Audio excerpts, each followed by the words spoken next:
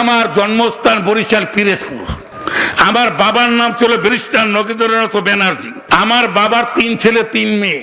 আমি ছেলে মেয়েদের মধ্যে ছিলাম 3 নম্বর তৃতীয়, আর ছেলেদের মধ্যে আমি 2 নম্বর দ্বিতীয়। তখন আমার নাম ছিল বাবু স্বপন কুমার ব্যানার্জি।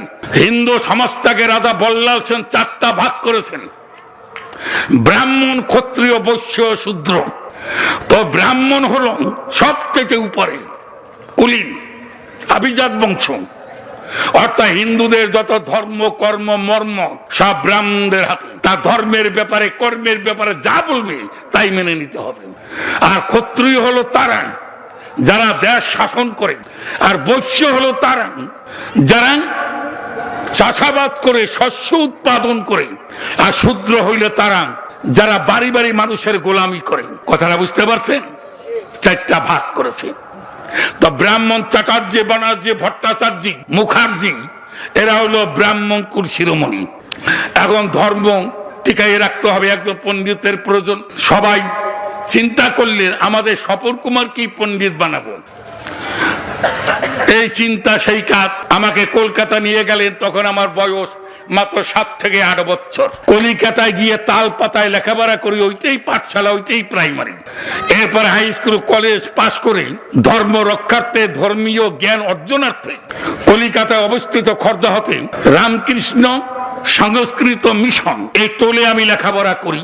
এরপরে সংস্কৃত ভাষার উপরে পাণ্ডিত্য অর্জন করে চারিবেদের বিদগ্ধ পণ্ডিত হয়ে, কাব্যতীর্থ পণ্ডিত হয়ে আমি আবার বরিশাল পিরোজপুরে আমাদের বাড়ি চলে আসি। আসার পরে তো সবাই আমাকে খুব ধন্যবাদ, শুকরান লাকুম, স্বাগতম স্বাগতম বলে আমাকে আপ্যায়ন করে ফুলের মাল্য দিয়ে আমাকে অভিষেক করছে।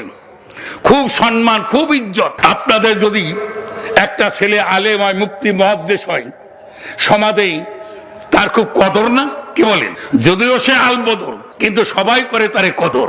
কি বলেন, ঠিক কিনা বলেন? ঠিক এইভাবে কদর পাচ্ছি। আস্তে আস্তে আলোচনা বিচার করতেছি, আমি কি লেখাপড়া শিখে আসলাম, সমাজে কি দেখছি, এই নিয়ে আলোচনা করতে গিয়ে বেদের মধ্যে একটি শ্লোক আমাকে অ্যাডভান্সিত করাইছে, সামনে এগিয়ে যাওয়ার সুযোগ করে দিয়েছে। একটু পিছনে ছিলাম। সেই শ্লোকটা হলো, আলোচ্য সর্বশাস্ত্রণী বিচার্য চ পুনঃ পুনঃ পুণ্যম চ পরোপকার পাপম চ পরপীড়নে। এখানে বলা হয়েছে তুমি এখন অন্ধ অনুকরণে লিপ্ত নয়, কারণ তুমি তো এখন মূর্খ নয়, তুমি জ্ঞান অর্জন করে পণ্ডিত হয়েছ। এখন কারো অনুকরণ করা তোমার ঠিক হবে না। যে কিতাব পড়ে, যে পুস্তক পড়ে তুমি জ্ঞান অর্জন করেছো, সেই কিতাব নিয়ে তুমি গবেষণা করো। কি কথাটা বুঝেন নাই? কোনটা করা যাবে আর কোনটা করা যাবে না, এটা কোনো মানুষের কথার উপরে নির্ভর হবে না। এটা তুমি আলোচনা বিচার করো, এটা রিসার্চ স্টাডি করো, গবেষণা করো, তাহলে তুমি বুঝতে পারবে তোমার জন্য কোনটা উত্তম গ্রহণীয় আর কোনটা উত্তম বর্জনীয়। তো আমার ভাইয়েরা, অন্ধ অনুকরণ চেনেন?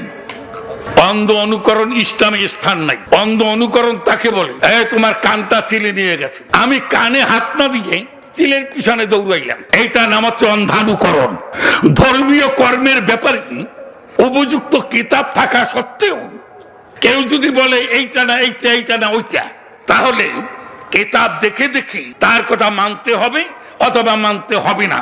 কিন্তু কিতাব না দেখে, দলিল না দেখে, প্রমাণ না দেখে তার কথাগুলি উপরে নাচানাচি করা, এইটা নাম হচ্ছে অন্ধানুকরণ। আমার বয়স যখন 8 বছর, তখন আমাকে গুরু মন্ত্র দিয়েছিল, গুরু মন্ত্র, মূল মন্ত্র।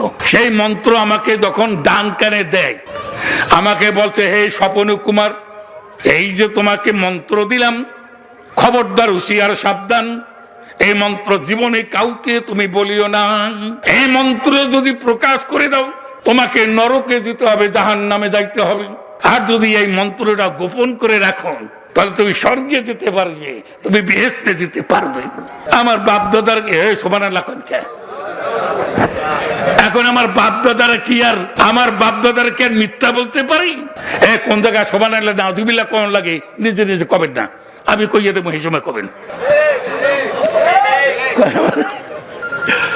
এখন এই যে কথা আমাকে বলা হয়েছে, আমি বড় বড় চিন্তা করেছি, আমার বাপ দাদার বড় বড় পণ্ডিত, বড় বড় জ্ঞানী ব্যক্তিগণ, তারা কি আর মিথ্যা বলতে পারেন?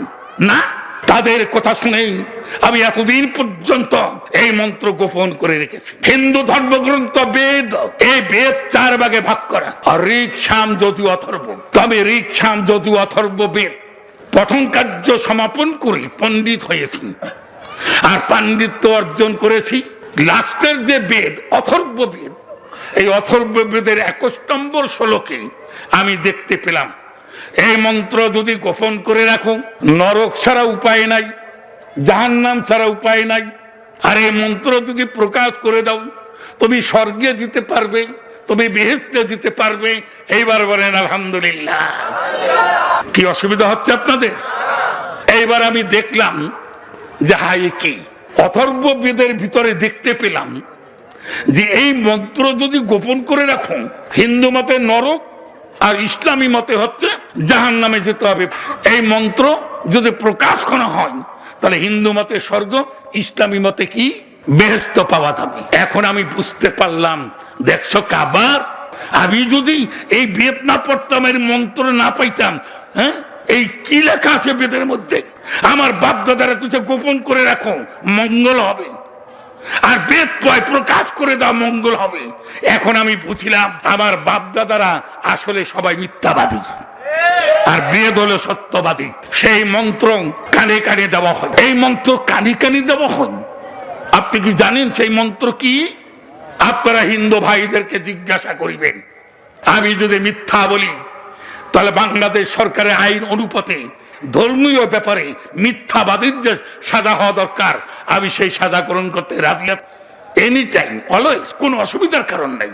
কিন্তু সেই মন্ত্র কি একটু শোনেন, ওই যে বলতে দেওয়া হয় না, সেই মন্ত্র হল লা ইলাহা হরতি পাপং ইল্লা ইলাহা পরমপদং, লা ইলাহা হরতি পাপং ইল্লা ইলাহা পরমপদং, জন্ম বৈকুণ্ঠ পরতপীন তাতং, আদ্য অক্ষর ম অন্ত অক্ষর দ নরা সংস নরোত্তম জপি নাম মুহাম্মাদাং মরুর স্থলং বাসিনী। এখানে বলা হয়েছে লা ইলাহা জপনা করিলে হরতি মানে হরণ, পাপ মানে গুনাহ, তোমার জীবনে সমস্ত গুনাহ মাফ হয়ে যাবে। বলে সুবহানাল্লাহ। ইল্লা ইলাহা পরমপদং, আল্লাহ ছাড়ার কোনো মাবুদ নাই, এই আস্থার উপরে যদি তোমার মৌত হয়ে যায়, পরম মানে পবিত্র, পদং মানে স্থান, মৃত্যুর সাথে সাথে তুমি পূত পবিত্র স্থান লাভ করিতে পারিবে, মানে ফাদখিলাল জান্নাহ। আল্লাহ নবী বলেছেন ফাদখিলাল জান্নাহ হবে, তুমি বিনা হিসাবে বেহেশতে চলে যাবে। সূরা ইয়াসিনের প্রথম দিকে এরকম একটি ঘটনা আছে, যা সেই ঘটনা দিকে যাব না। আমার হিন্দু বাইরে এত ইলম অর্জন করেছে, লেখাপড়া জানে, তারা যদি আজকে হিন্দু ধর্ম নিয়ে অন্ধ অনুকরণে লিপ্ত না হইয়া তারা যদি একটু আলোচনা বিচার করত, তাহলে এই মূল মন্ত্রের সন্ধান পেয়ে ফজরের আগে তারা মুসলমান হয়ে যেত, যেমন আমি হয়েছি, যেমন আমি হয়েছি। আমার ভাইয়েরা, বেদের বেদ যদি তারা পড়ার অধিকার পাইত, সপ্তম অধ্যায়ের শ্রী শ্রী মদ ভগবত গীতার সপ্তম অধ্যায়ের 24 নম্বর শ্লোকে বলা হয়েছে অব্যক্তং ব্যক্তিমাপন্নং মান্যন্তে মম বুদ্ধয়ে পরম ভাবং জানন্ত মম মমুত্তমম। কি অসুবিধা হয় আপনাকে?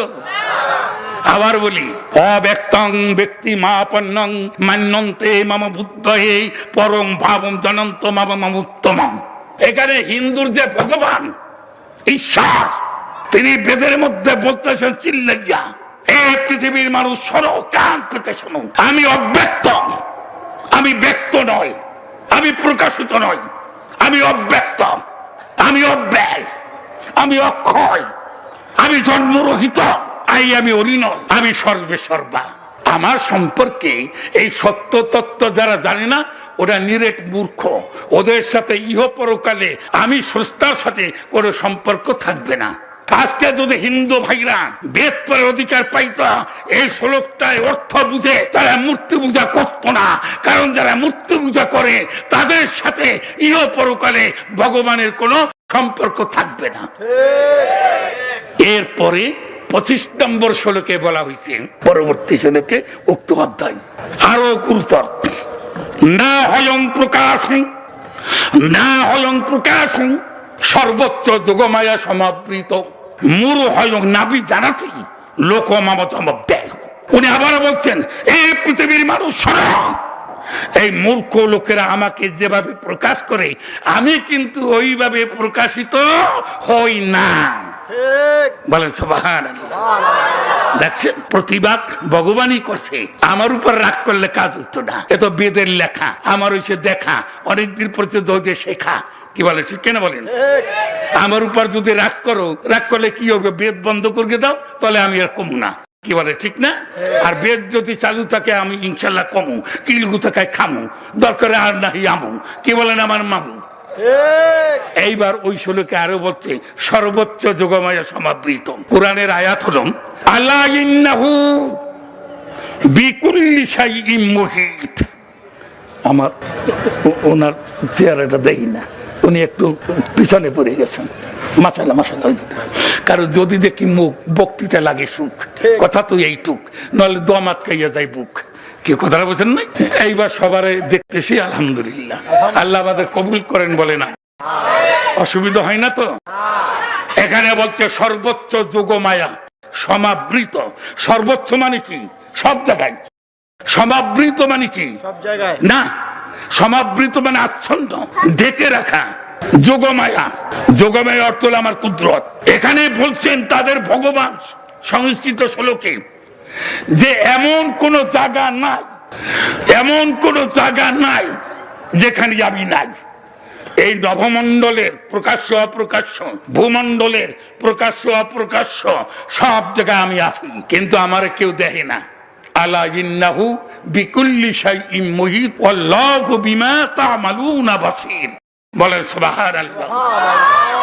আমি আমার যোগ মায়ার দ্বারা, আমি আমার কুদরত দিয়া আমি আমাকে ডেকে রেখেছি। বলে সুবহানাল্লাহ। সুদুর্লভ ভক্ত ভিন্ন, মানে পণ্ডিত ছাড়া, আলেম ছাড়া, কথা বলছেন নাই, আমার কেউ বুঝতে পারে না। এই জন্য তো হিন্দু সমাজে যত ব্রাহ্মণ পণ্ডিত তারাই মুসলমান হইতেছে, ওরা কেউ মুসলমান হয় না। বলে আলহামদুলিল্লাহ। এই হলো, এইগুলি আমি দেখেছি। আমার হিন্দু ভাই হাত জোর করে বলে যায়, আমি সাধারণ হিন্দু নয়, আমি কিন্তু ব্রাহ্মণ এবং পণ্ডিত। আপনারা বেদ পড়েন, ব্রাহ্মণের কথা অনুযায়ী চলবেন না। তারা নিজেদের স্বার্থকে রক্ষা করার জন্য আপনাদেরকে ধোঁকা দিচ্ছে, ধোঁকা। এত জ্ঞানী হইয়া ধোঁকায় পড়বেন কেন? বেদ পড়েন, চারি বেদে সারমর্ম গীতা, দেখেন তার মধ্যে আছে কিতা। আমার কথা হইন না, আমার মনের মধ্যে নিয়ে না তিতা। কি বলেন মিতা? খুব ভালো করে বুঝবেন। যদি আপনারা বেদ গীতা পড়েন, আলহামদুলিল্লাহ, আমার মতন যে আপনাকে মুসলমান হইতে হবে